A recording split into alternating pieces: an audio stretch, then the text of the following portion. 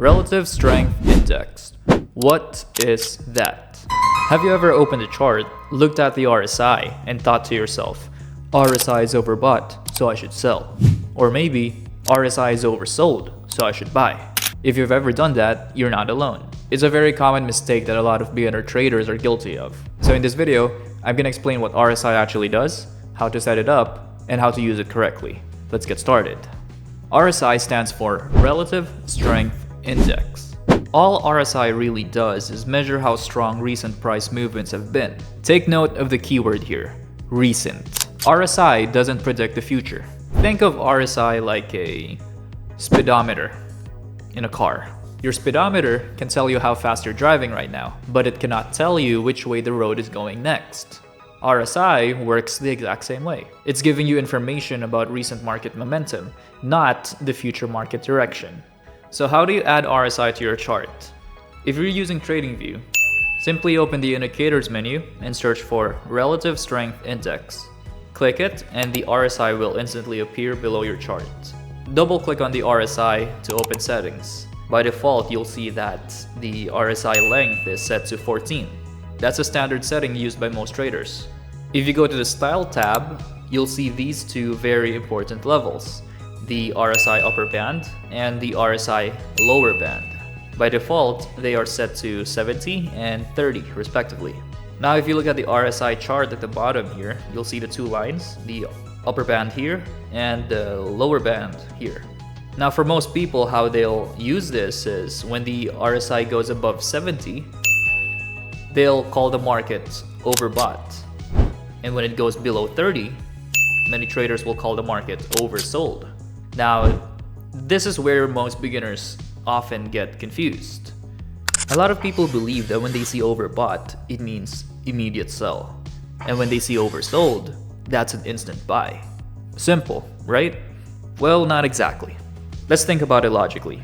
Imagine a stock or a forex pair or gold, and it's moving up aggressively. The demand is strong. People are willing to pay more and more for that asset. As a result, the RSI climbs up to 70. Now ask yourself, does strong buying automatically mean that the market should fall? Not necessarily, right? Sometimes strong buying just means that buyers are still in control. In fact, many powerful trends spend a long time above 70. If you sell every time RSI goes above 70, you could end up fighting a strong trend. And that's dangerous. The same applies to oversold. Just flip the situation. The RSI falls below 30, and many traders immediately think, oh, that's my cue to start buying. But think about that for a moment. If sellers are aggressively pushing price lower, why would you be in a rush to buy? Just because something is oversold doesn't mean that it can't continue falling. Markets can remain oversold or overbought for longer than most beginners expect. That is why blindly buying every oversold signal can lead to a lot of losing trades. So if we shouldn't buy or sell based on RSI, then what's the point of using it? Why even have it in the first place? The answer is simple. Use the RSI as an alert, not as a signal. Think of RSI as a friend tapping you on the shoulder and saying, hey, something interesting is happening over there. Take a closer look. If RSI becomes overbought, that doesn't mean sell. It means something interesting is happening over there, so take a closer look. If RSI becomes oversold, it doesn't mean buy. It means check that out. Something unusual is happening. Pay attention. The final decision should always come from analyzing the price itself. The RSI is just a tool to guide you. So what you should be doing is combining RSI with price action. That is exactly how you make the most out of RSI. Instead of just solely focusing on the RSI, you should be looking at what price is doing. Ask yourself, is the market trending up or trending down? Are buyers in control or are sellers in control? Context matters, as usual. If you're new to trading, here's a simple way to use RSI. Step 1. Identify the overall trend. Is price generally moving up or down? Step 2. Use RSI to identify moments where the market may be stretched. Stretched. It means a currency pair's price has moved too far, too fast, leaving it temporarily out of balance with its normal behavior. This overextension suggests that prevailing momentum may be exhausted. A pause, pullback, or trend reversal is highly likely. Step 3. Look at the price action for confirmation before entering the trade.